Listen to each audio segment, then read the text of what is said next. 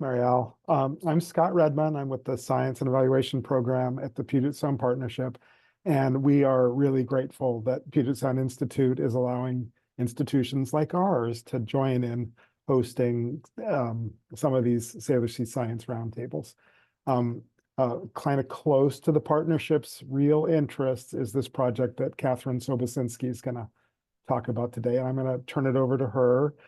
Just so you know who she is a little bit, she is on the faculty at Western Washington University, a joint appointment in environmental sciences and marine and coastal science.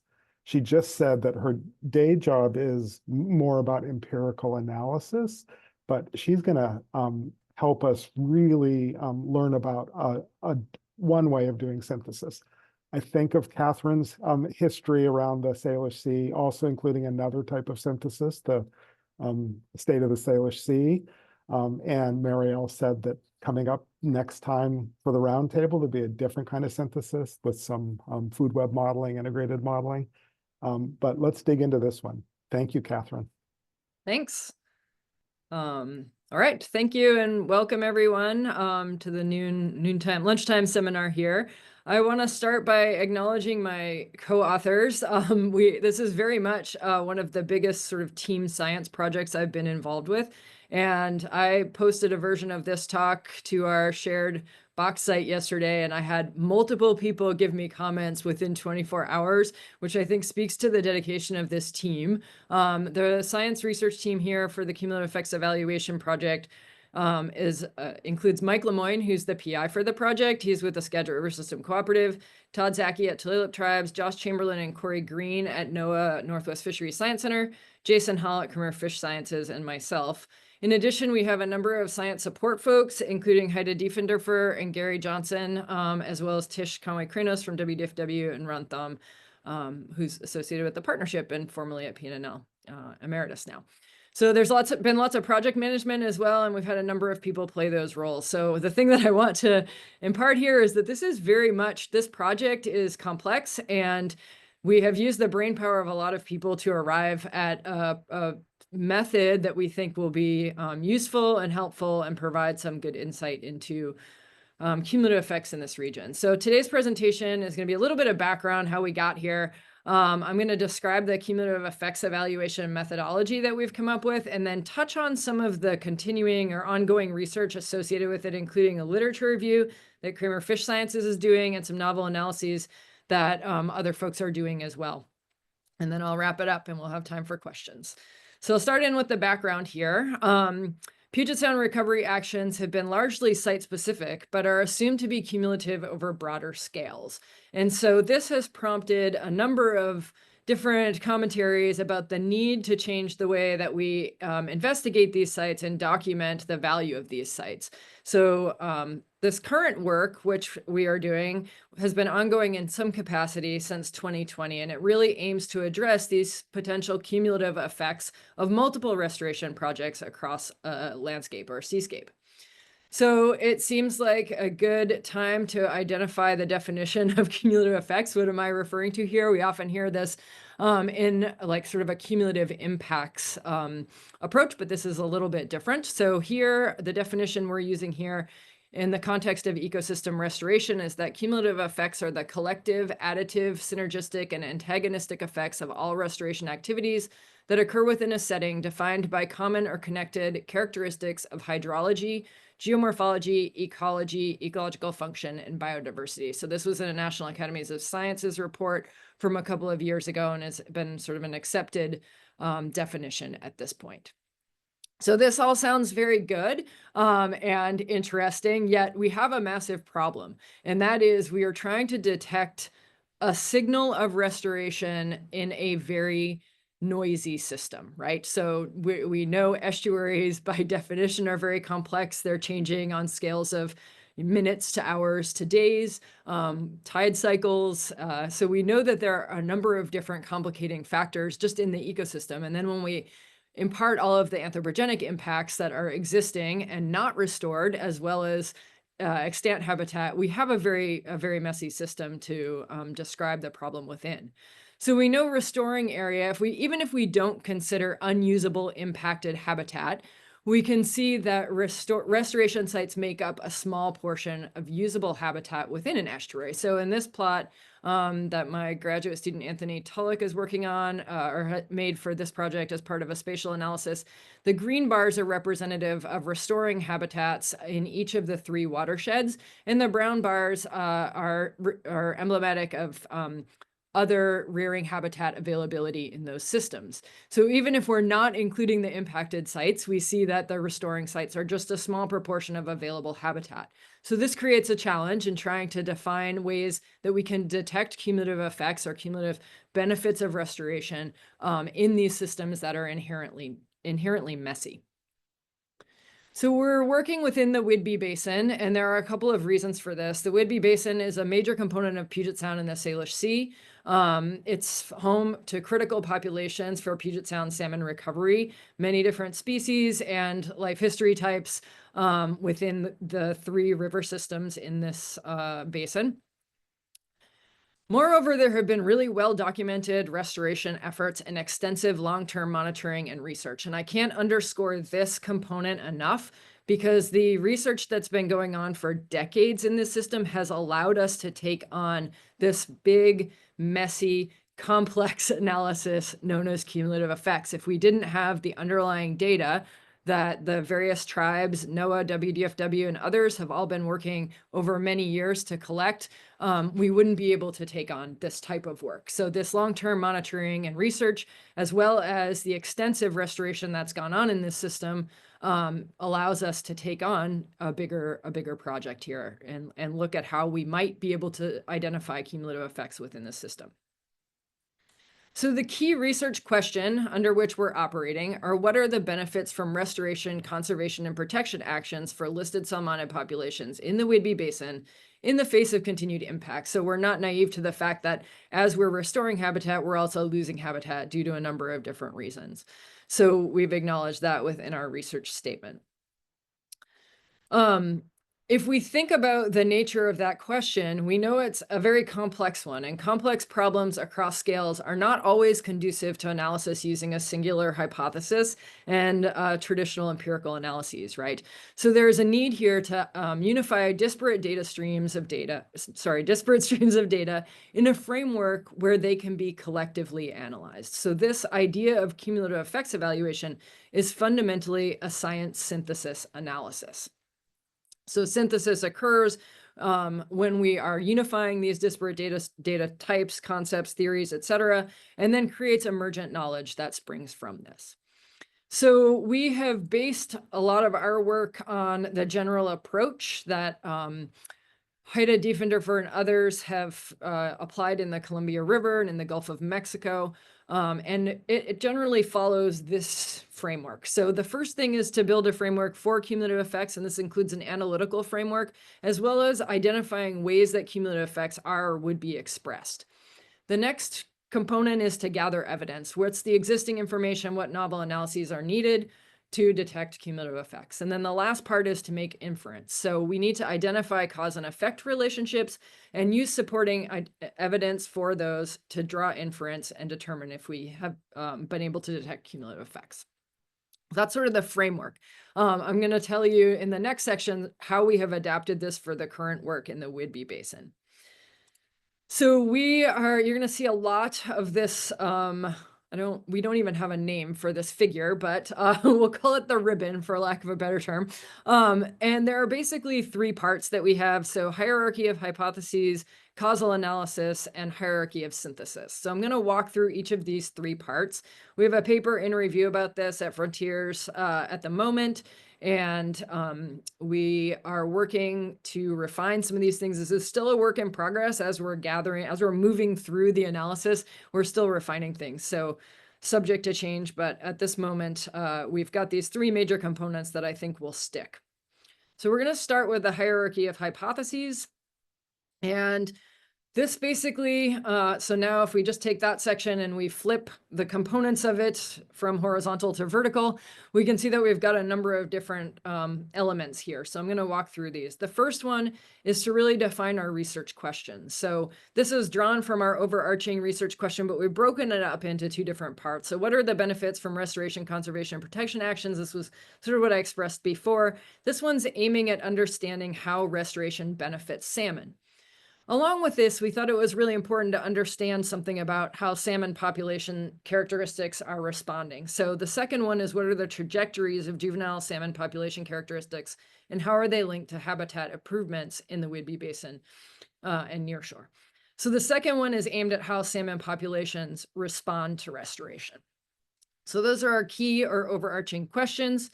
From there, we went to building a series of conceptual models. So the conceptual models were really important in this work because it allowed us to start to identify causal pathways, and I'll get into this a little bit more in the next slide, but we have a variety of conceptual models that we built around the systems, the three systems in the watershed, knowing that they're slightly different.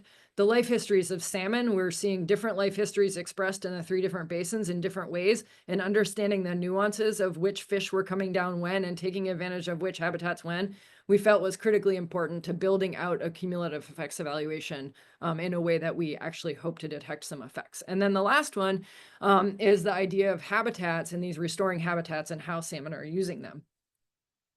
So if we drill down on one of the conceptual models, this is our restoration and process context models. They really set up these causal pathways, the cause and effect relationships that will become important in the synthesis and inference as we move through this analysis. So here, it's probably a little hard to see, but there's a pink line. I don't know if my cursor is working, if people can see that. Okay, thanks, Scott. Yes. You can see there's sort of a pinkish purple line here drawing a pathway from habitat restoration to rearing density. And we can use this hypothesis. Restoration creates reference condition like habitat structure that increases juvenile salmon rearing density. And it goes through a number of components. So we start to build the elements in using conceptual models, which are a visual tool, but also are gathering up the theory and the understanding that we already have into sort of a defined package that we can use to test some of these hypotheses and proceed down various roads. So the next part of this was developing the hypotheses that we felt were important. And we drew heavily on this paper by Hager et al., the hierarchy of hypotheses approach, a synthesis method for enhancing theory development in ecology and evolution. And their framework for their approach actually had this idea of these nested hypotheses within a hierarchy. The first one is sort of an overarching hypothesis. The second tier includes operational hypotheses, and the third includes mechanistic hypotheses. So those terms may seem a little fuzzy at this point, but if I bring up this next slide and give you a couple of examples of what this might look like, hopefully you'll get a better idea of what these are representative of. So the tier 1 hypothesis, this is the most overarching, is derived from our cumulative effects evaluation key question. And we are using this hypothesis as sort of, once we roll it back up on the other end, this will be sort of the inference that we draw with respect to cumulative effects evaluation. So in our tier 2 hypotheses, the operational hypotheses, we decided the best approach for this work was to go down roads that were related to habitat structure and processes, and then 3 different sort of attributes or overarching domains, I guess we're calling them domains, of salmon characteristics. So the first was salmon growth, the second was movement and distribution, and the third was abundance and survival. Of course, survival is the thing that we are really hoping to see as the endpoint here, because that means that we have restored enough habitat, or we have enough habitat availability for fish to live out their life histories and to return as spawning adults. So that gives you some idea of the domains that we have for these operational hypotheses. Within each of those domains, we have 4 to 7 testable hypotheses from the tier 2 hypotheses. So in the tier 3, we have multiple nested hypotheses here that are much more specific. And so this idea of having these nested hypotheses really allows us to both drill down and then at the other end roll back up our inference as we move forward through the causal analysis. So that sets up the approach to how we will evaluate the data that we have in hand and the evidence that we have in hand for the cumulative effects of restoration. The next part of this is causal analysis. And I should say we have lots of documentation out, including the paper, interim reports and stuff, that if you're interested in what the specific hypotheses are, or at least the specificity of those, that's available out from PSP, or you can contact me or anyone on that team. We're happy to share these things. So if you want more details, I'm limited in my time here. I can't go. I was saying before this that this whole project is very, very weedy, and my goal was not to get lost in the weeds. So moving quickly, but know that the information is available if you desire a deeper dive. Okay, so moving to the next section, here we're going to start thinking about causal analysis. So we've built up our hypotheses, and now we have to basically think about how we want to test them. And the approach we decided on was using causal inference. So what is that, you may ask? I will start by saying statistical analysis works very well under certain conditions and with certain assumptions. I spent 2 hours lecturing a graduate class today on statistics. It's near and dear to my heart. But we also know that we don't always have the right tool. It's not always the right tool for the analysis that we wish to undertake. And part of that is, when we think about these big synthesis efforts, we are taking these disparate data streams, and we need to find a different way to evaluate them in a context that allows us to look at change over time and various other things. So causal analysis goes beyond what maybe our empirically derived statistical analysis can do, especially when things aren't static. So the aim with causal analysis is to infer probabilities under conditions that are changing. For example, changes induced by treatments, say restoration, or other external interventions. And there's a large body of work on causal inference that's out and about, and more every day. I've seen several papers recently that have come out about this, so I think we're very timely with this work. It seems to be gaining some traction. So causal inference relies on triangulating evidence. So we can use multiple sources and different methodological approaches to approach complex problems in this way. So we might, the aim of our standard statistical analyses might be to assess parameters of a distribution from samples drawn from that distribution or from that population, and then we may be able to say something about them. But with causal inference, we're trying to understand things that go beyond the distribution and these moving targets or moving conditions through time, so that we can detect some change in our system. So causal analysis really breaks down the cause and effect relationship that we might hope to observe into relatable things. And we know that some rules are true here. So if X causes Y, then we know that X is known to influence Y. X and Y should co-occur in space and time, or at least be influenced by things that co-occur in space and time. X typically would precede Y.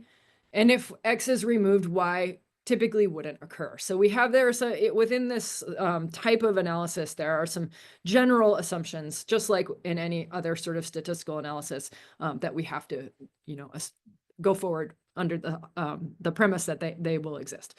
So we use causal analysis to evaluate our tier 3 hypotheses. And we're going to do that through a couple different ways. And I'm going to break this out as we go. So if here in the box here, we have 5 different tier 3 hypotheses. These are just by way of example. And the first thing we're going to do is evaluate the indicators that have been monitored. So we have lots of data in this system, and we are using the types of data that exists. So maybe it's fish density, maybe it's something about velocity, maybe it's something about channel width or vegetation. We know that there's been lots that's been monitored at a site scale that we can find useful in this causal analysis. So thinking about what those monitored indicators were and how they would be useful in this was one of our first steps. From there, we start to build lines of evidence. And so we have a couple of different approaches here. The first primary approach, which I'm going to describe a little bit at the end of this, is an evidence-based literature review. So that's sort of primary to this. Because we have so much existing data, so many existing reports, we can mine some of what we already have to build evidence for each of these hypotheses. Along with that, we know there's been a lot reported, and meta-analytic approaches are also possible. So we can take effect size from some of these things and put it into a meta-analysis. So the ones in blue here, highlighted in blue, are really the things that we can do with data in hand. We don't have to go collect anything else. We also know that there are going to be hypotheses that we don't have data in hand for, and we will need some novel analyses to help complete those. So these might be empirical analysis that we use. We have sort of standard statistical techniques, spatial analysis, which my lab has taken on as part of this project, and other folks have done throughout the region, and modeling. So we know hydrodynamic modeling, individual-based models, ecosystem models, which you're going to hear about at the next roundtable. Like, there are lots of different modeling approaches that can help us refine and test some of these hypotheses. Along with this, I want to point out that we start to see critical uncertainties emerge. And so we may not have all of the information that we need, but we may say, hey, we really need this in order to evaluate this hypothesis. And that can help drive future research, the gaps that we need to fill, identifying the gaps that we need to fill. So from here, once we've kind of got our lines of evidence, we can start to apply causal criteria. And this is where the root of our, or sort of the meat of our causal analysis occurs.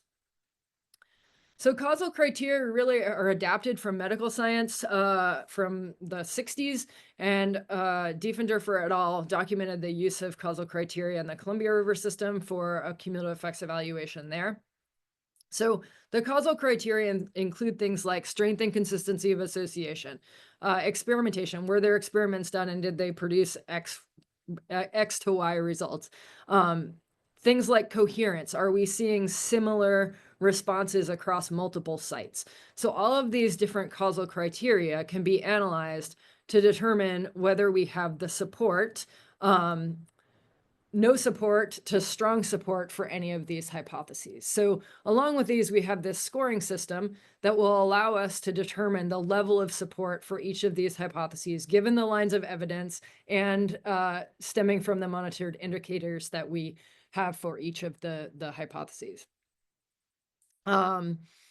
So when we sum up the causal criteria, so each of these, this is sort of a simulation of how this would work. For each of the causal criteria, we can apply a score, and then we end up with some measure of mean and variance around that. So for each of the hypotheses, we would end up with an overall score for the strength of association and all of the other causal criteria. How much support do we have for that hypothesis, and how much variance is in there? And so the variance is where the devil's in the details, right? So we can say that we have a score of, support, weak support or something, but if the details are such that some of these are strongly supported and others are not, then we start to see the variance increase, and that's where we have to build in narratives around what the messages are with each of these. So this is the causal analysis part of the cumulative effects evaluation. The last part is the hierarchy of synthesis, and this is where our work really starts to diverge from what has been done before. We use causal inference to go from demonstrating support of the hypotheses to building evidence of cumulative effects. And how this is working is that we're evaluating each of the tier 3 hypotheses using this causal criteria scoring system. And then we'll be able to take those scores and wrap them up to the next highest level. So we're integrating this hierarchy of hypotheses, which has been approached and used in other places, with causal inference and a hierarchical synthesis so that we can actually get some results out the other end as well. So these are sort of bookended, the hypotheses and the synthesis, in terms of the way that they roll up the information. So we are in the middle of this. So I am going to, the next thing I'm going to present is essentially a schematic of how we expect this to play out. And the research team has spent a lot of time with these methods and trying to game them with simulated data and what ifs about how we might end up with different responses given different inputs. And so here, on the top row with the black dots, you see 5 different tier 3 hypotheses. And for each of those, we have a number of different scores within those. And so we end up being able to take each of those and then rolling them up to an average score in the tier 2. So that's the blue dots that you're seeing with the associated variance or error bars with it. And so we're getting some idea of the strength and also the variance within those hypotheses, and that strength of support for those hypotheses within each tier 2 hypothesis. Remember, these are sort of the mechanistic or the domains that we're talking about here. So we will end up combining the scoring, which is rather reductionist and simple, with narratives that help to identify the primary findings so that we can use all of the information that we have to build these out and explain that variance a little bit more. Mike Lemoyne has come up with a great template that we can use for consistency in doing this so that we can actually take each of these hypotheses and march it through the same template with the same type of narrative and documenting the same type of narrative output so that we have a richer sense of evidence beyond just this score, which I think, is rather simplistic and probably leaves a lot of the detail out. So this is at the end what we will be able to use in terms of our strength of support for detecting cumulative effects. So if we go back to this whole process, we see we've got the cumulative effects evaluation system here where our hierarchy of hypotheses are developed first, the causal analysis where we use our evidence to start to score the strength of support for each of the tier 3 hypotheses, and then we can roll those up through this hierarchy of synthesis to draw causal inference about the different causal pathways that we've identified via the hypotheses. So that is the cumulative effects evaluation methodology in a nutshell. And I know it was quick and I can't see anyone's faces, so I don't know if your eyes have glazed over or not, but here we are. So I'm going to touch on now, I'm going to circle back to a couple of the elements within here to demonstrate some of the ongoing work that our team is doing. So the first one is the literature review. This is really fundamental to this analysis, and it is its own body of work that Jason Hall and others at Kramer Fish Science have been doing. And so I want to circle back to this part of the diagram, sort of developing the lines of evidence, specifically this systematic literature review. So this is the evidence-based literature review. And Jason and others have put together this really great scheme for trying to evaluate the existing information that we have in hand. And so I will defer all questions, maybe not all, but a lot of the questions to Jason and his colleagues, just because they're intimately familiar with this and they have presented it many more times than I have. And so I'll do my best to give you a taste of what this looks like. But if you have questions, please reach out to Jason. So the evidence-based literature review is really aimed at evaluating these tier 3 hypotheses. So we have these very specific testable hypotheses, and we know that there's an awful lot of existing information out there due to this long tradition of restoration monitoring. And so gathering that information and then trying to extract some sort of response or some sort of understanding based upon that information allows us in a systematic way, allows us to feed into the cumulative effects evaluation project as a line of evidence. So that's what this is all aimed at. So we have our tier 2 hypotheses here in the domains. And then for each of these, we have a number of tier 3 hypotheses, and that each of those will be evaluated for within this literature review. So going through what the literature review consists of. So the review is kind of a semi-quantitative approach to evaluating the existing information. And the benefits of using kind of a weighted scoring allow us, specifically Jason and colleagues, to understand not only the outputs of any given study, but the study design, its replication, its general robustness, and what those results are. So by breaking these down into sort of, is it a modeling study? Does it have a before and after control impact approach or design?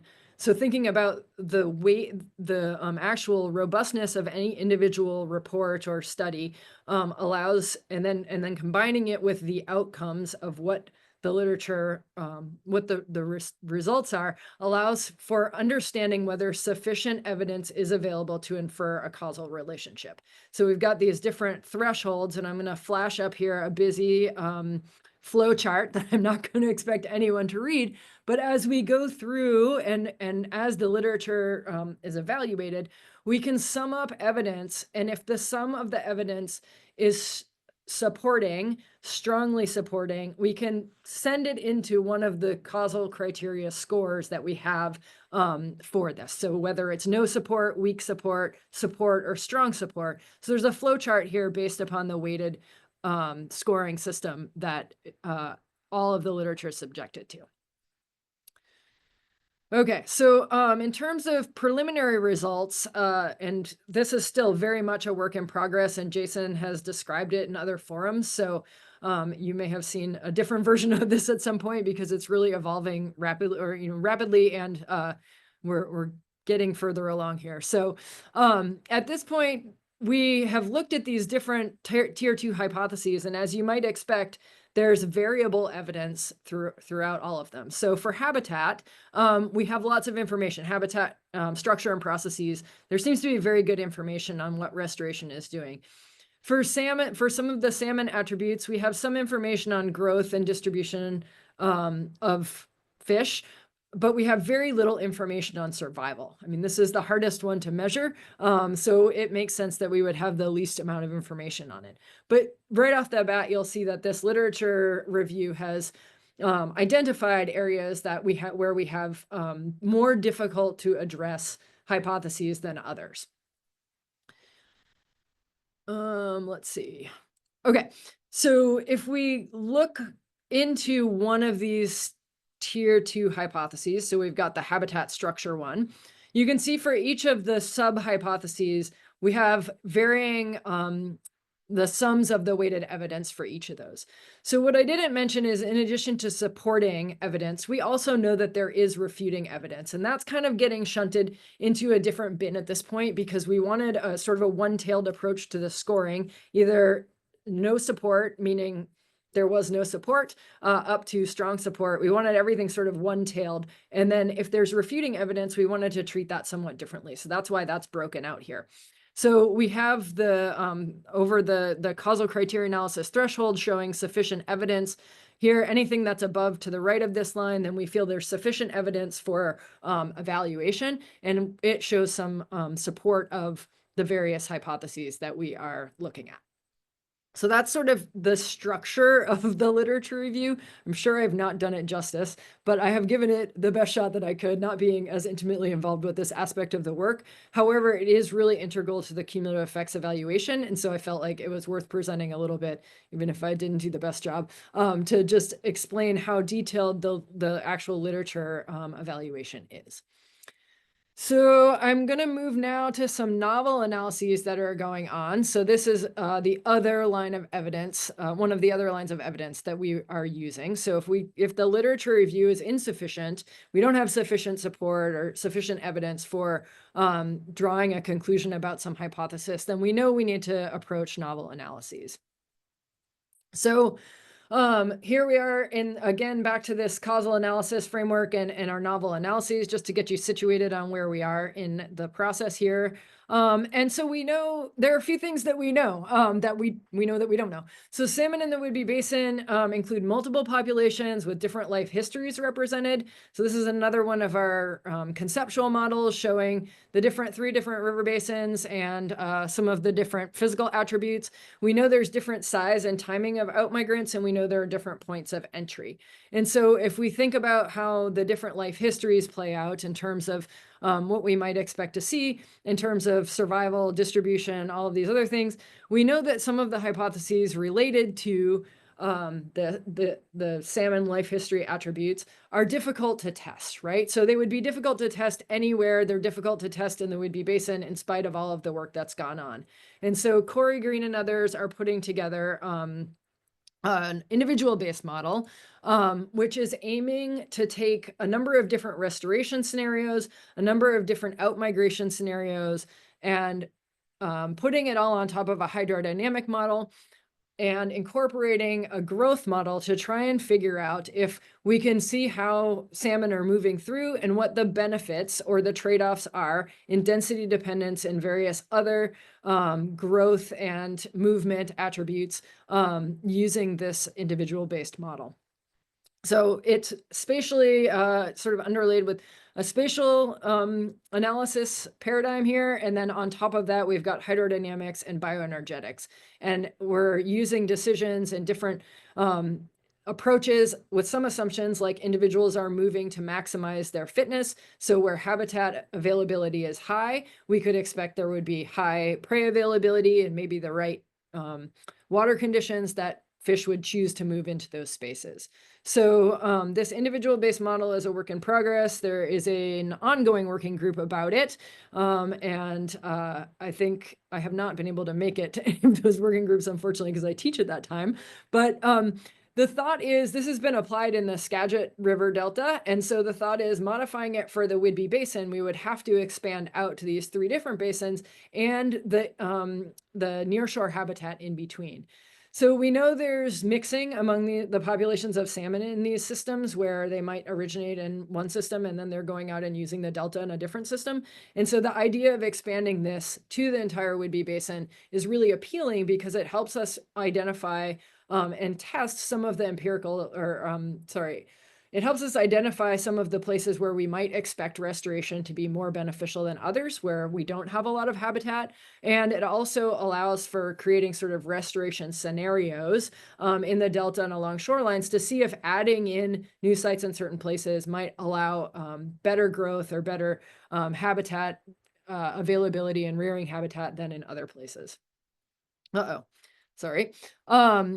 So this is a work in progress. We're certainly focusing on trying to expand this, and it will be a similar approach to what was done in the Skagit Delta, but expanded throughout the Whidbey Basin. So lastly, some work that a bunch of folks have been doing, again, thankful for all of the long-term monitoring. So while Corey is the one that was presenting this work and handed me this slide, I know Josh Chamberlain, Stu Munch, and a bunch of other people were involved with collecting data that went into this. Corey's presented this as part of the ESRP project, and I put the link to the Salish Sea Wiki here where there's a presentation about this that will give you much more detail. But what we're noticing and what this work has demonstrated is that as we increase rearing habitat, we're also seeing an increase in smolt to adult return, and it's lagged at some distance, right? Like 7 years, some time distance. So we're seeing that restoration is working, but it's lagged. And we should really expect this given salmon life cycles and the fact that ecosystems really evolve over millennia, right? We're going in and taking some action, and we can't expect that the next day it's going to work perfectly. But understanding some of the mechanisms might allow us to design better projects in the most effective places to improve this response over time. And so I think this is really exciting work, and it's nice to see years and years of data collection and work by my colleagues come to fruition in this type of plot, which I have only just basically given you a picture of and not really described very well, but just I would like to, in the interest of time, I'll direct you to the Salish Sea Wiki where this is posted. Okay, so in conclusion, we are working on this cumulative effects evaluation. There are a number of different ongoing parts. We are here at the moment. So like I said, this has been in the works in some capacity for the past 3 or 4 years. This group got together, I think, in 2021 at some point in 2021, if I remember correctly. And so under development was this methodology.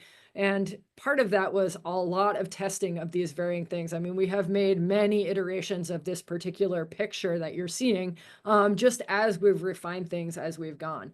But we're still not really to the end here. We're in this kind of the heavy lift of developing the lines of evidence at the moment. This all comes down to synthesis in ecology and environmental science. And over the last decade or two, there's been a lot of call for accelerating synthesis because we are in a very data-rich age.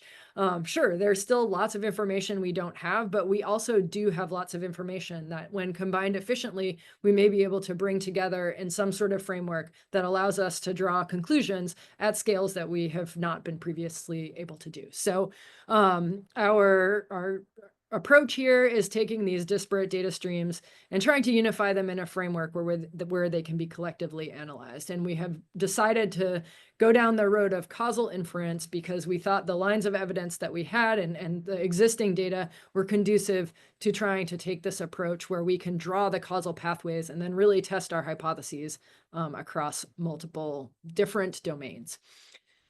With that, thanks for your time. I'm going to turn it over for questions, and I've put up a number of different contacts here. Marielle can help as well, but I think, feel free to reach out to any of the people on this list. We've all been involved in different aspects and probably have different knowledge about the whole thing. So thank you very much. Wonderful. Thank you for that. And I appreciate all the breadcrumbs of different resources for folks who want to go deeper there. Feel free to raise your hand if you'd like to ask a question or drop it in the chat if you are more comfortable with that.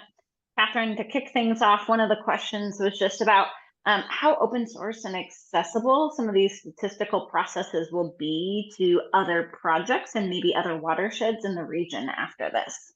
Yeah, that's a good question. I think the methodology is going to be very open source. I mean, we plan to share this widely. The data that goes into it, may not be as open source. It's going to depend on those entities that are involved, but and the type of data that are needed. So I think, but the methodology itself will be very available and should be, able to be replicated in other places. I mean, we've built upon cumulative effects evaluation frameworks from other systems as well.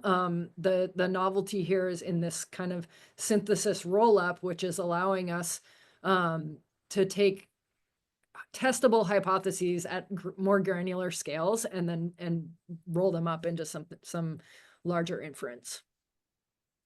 If I could add, just related to the literature review part of this, another product that I don't think we mentioned were these annotated bibliographies. So sites have been studied and there's a description of that. And that might be helpful to other investigators to see what was found elsewhere. So in your discussion of what you're finding in a different site, those annotated bibliographies could be a useful product. Yeah, that's a good point, Scott. Thanks.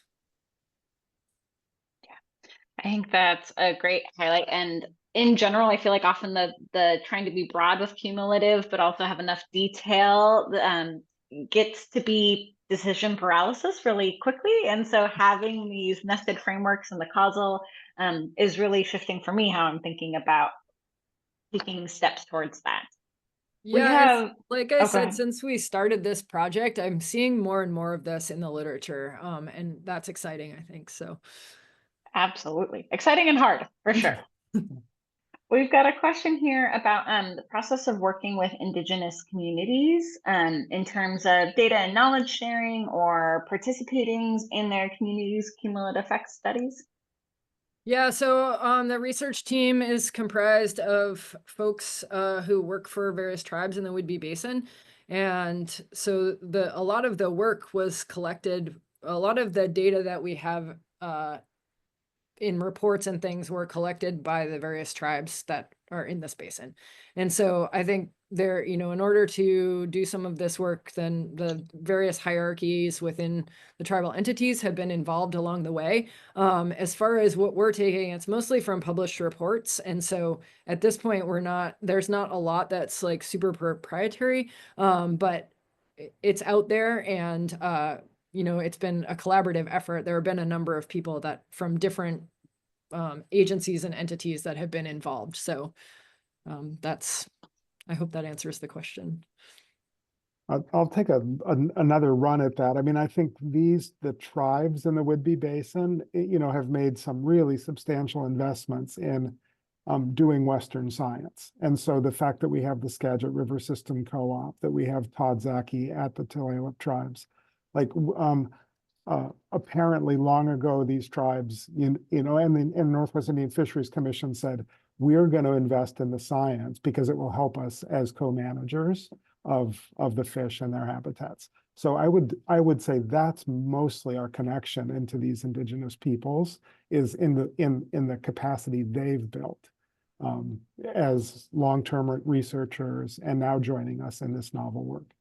I would also emphasize that the tribes have been absolutely instrumental in restoring these habitats. And if Scott said that at the beginning, I'm sorry, I was sort of zoned out for a second trying to figure out where my windows went. But yeah, I think, in terms of the actual restoration projects, certainly there's been a lot of work that the tribes have undertaken in that direction, especially the Tulalip tribe's scale of what they're doing in the Snohomish is really impressive. Absolutely. We've got another question about just kind of the geographic scope of the study. And so it looks like there's the 3 freshwater watersheds on the mainland. And have you looked at the Whidbey Island side of the sound and the restoration that's occurred there? Yeah, so I've our approach is kind of a little bit, we started with the deltas, and so it's sort of focused there, but there is a nearshore component too.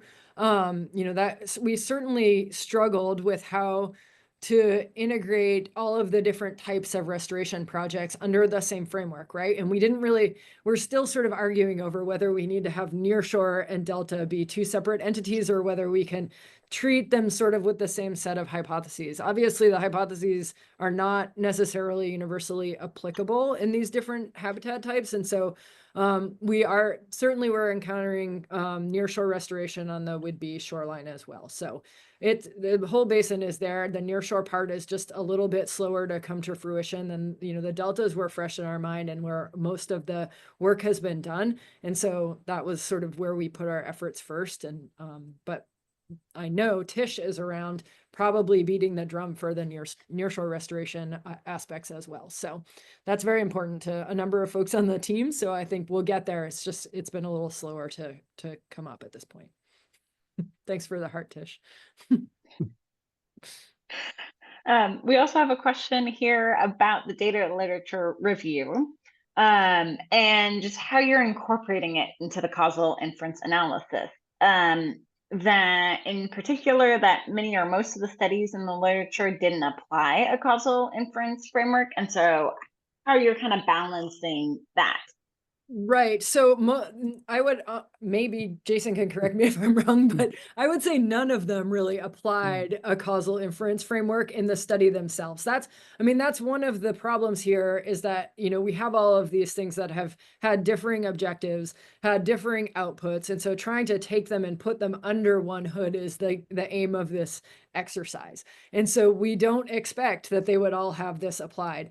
But as part of the literature review, that's where the team of people is going through, reviewing each, creating the annotated bibliographies about the findings, and then deciding for any given hypothesis, is there support for this hypothesis or not? And so Kramer Fish Sciences has really been deeply involved with this and has developed much of the methodology for that. So I'd strongly encourage the person who asked the question to reach out to Jason, maybe, just because they'll get a lot more information. But, the expectation isn't that the original science would be in this framework. It's that we can mine what's been done originally and put it in this framework so that we can then analyze it and roll it up to something higher. I hope that makes sense. Yeah, I think that's great. And I guess just along those lines, right? So your comment that we're in a data-rich world and the importance of syntheses, I think that there are often projects that aspire to the data synthesis, and then you run into all sorts of things about different methodologies, and can you get access to the data, and does it live beyond a particular project? And so I guess any broad reflections on just like the nitty-gritty lessons learned around making this sort of integrated analysis feasible beyond kind of the framework side of things? Yeah, we've had a lot of us, I would offer even most of us, or maybe all of us, we're sort of classically trained in sort of, inferential statistics, where we're going to take a sample from a population and draw some inference about that population. So this is a little bit of a mental leap to go to something that is not necessarily in that framework. And so I think some of the assumptions are relaxed. There are some assumptions that are different, but some of the assumptions of sort of your typical inferential statistics are somewhat not applicable here. And that allows us to take the disparate data streams and try to put them in a framework that we can still use the information that's been gathered in a way that allows us to draw inference at a different scale, not necessarily through inferential statistics, but through this causal criteria analysis and causal synthesis. So I think it's a fundamentally different approach, and we are using the empirical data and the inferential statistics that other researchers have developed and for each of those projects. But I think this approach is sort of an extension of what we can do to move that into a more, I don't really want to use the term holistic, but sort of a larger scale exercise in trying to understand the value of all of those things together. I would another version of an answer to that prompt, Marielle, is I come at this with kind of a focus on the lit review part of things. I'm really intrigued at what we can, just by understanding how we weight different studies that have been done in the past as they provide evidence, provide guidance for future monitoring efforts. Like what kinds of designs are most helpful when you're thinking about a habitat-related hypothesis or a fish-related hypothesis. And so this project is already, I think, spinning out some good advice for, we need more evidence, keep collecting it, and here are some thoughts about good designs. Yeah, always great to be able to bring that into new monitoring and build on those insights. I appreciate that connection, Scott. Another question we've got in the chat is just if you've seen as part of this work anything about the global container terminal effects on nearshore salmon migration near, I'm going to butcher this, to Swasin, BC? Yeah, that's awesome. Very, very, yeah, I'm certainly familiar with the issue. It has not expressly come up in this analysis because we're really focused on the Whidbey Basin, but, as someone who sits very close to the border and experiences a lot of the effects of the Fraser River and various other oceanographic influences from the Strait of Georgia, I think these are things we should certainly be considering. And I think in terms of salmon migration, I trust there's some Canadians on the call, I hope, and they probably could answer what's being done more specifically about that in that region. But for the purposes of this project, we're really thinking mostly about what's happening in the Whidbey Basin. Sounds good. And then there was a request potentially to go back to Corey's visual, the graphic, and provide a little bit more voiceover if you are willing, Kathryn. Oh, Emily, how you and I will have words. Yeah, I'll try. I mean, this is not work that I have done, so I'm going to do my best here.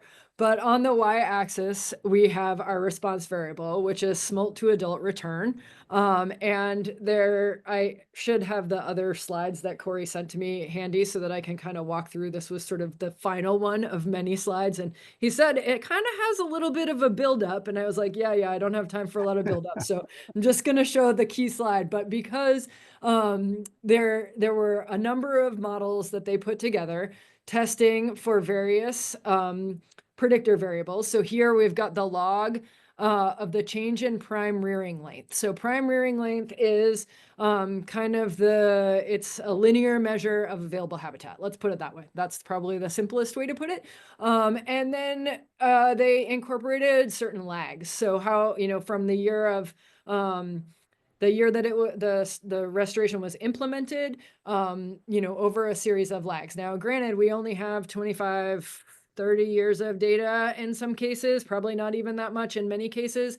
So that lag can only go so far. We may see that lags, greater lags as we get more data, more years of data, we may see that greater lags are important. But right now, the model that rose to the top from this exercise, and please refer to the Salish Sea Wiki, was the one of primary length and a 7-year lag to demonstrate that in all of these different systems with all these different populations of salmon, we are seeing an overall increase in smolt to adult return rate at this 7-year lag as primary length increases. So I think that is it in a nutshell. And I think someone just posted, Tish might have just posted, someone might have posted the actual link to this work and the presentation that Corey's given. So I encourage you to check that out for more detail.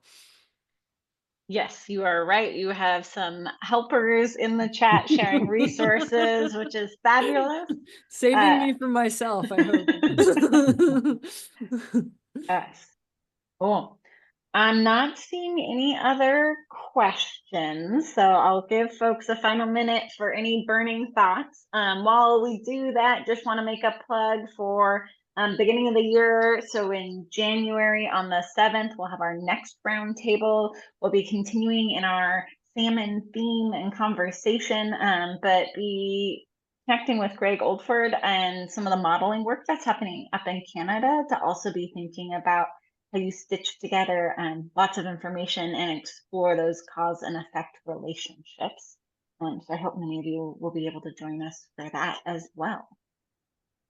Kathryn, Scott, final kind of reflections that you want to share, or even things where you say, oh, we're already seeing these gaps. And so we would love, while we continue to do this analysis, to see others in the region doing this type of monitoring, doing this type of research. Any kind of prompts for the group? Well, one thing I want to speak the name Aline Trujillo. She was pretty instrumental in getting this group together, letting the research team form, and then being some glue for them. She's moved on from the partnership, but I saw her name there on that first slide, and thanks, Aline. And thanks to this crew for doing this. We've learned a lot from Haida and the Lower Columbia work, Haida and the Gulf of Mexico, but this is really cool work that these research team members and science supporters are doing here. So just a big thanks. I think Kathryn said this about this. She's speaking for a team, and it's really an impressive team. Yeah. Completely agreed. Kathryn, anything you want to say in closing? No, I just think that the value of long-term monitoring and restoration, we can't underscore that in trying to do this type of work. So the long-term data that we have from the system is allowing us to pursue some of the lines of evidence and some of the hypotheses, even if we don't have a ton of information about some of those higher order things like survival versus just distribution and who's there. It really is allowing us to do this. And so it's a massive undertaking, and there's a real heavy lift on the analytical side. So stay tuned. Wonderful. Well, we are looking forward to all of the insights that come out of this, and really appreciate the opportunity to see how you guys are thinking about these sorts of cumulative assessments differently.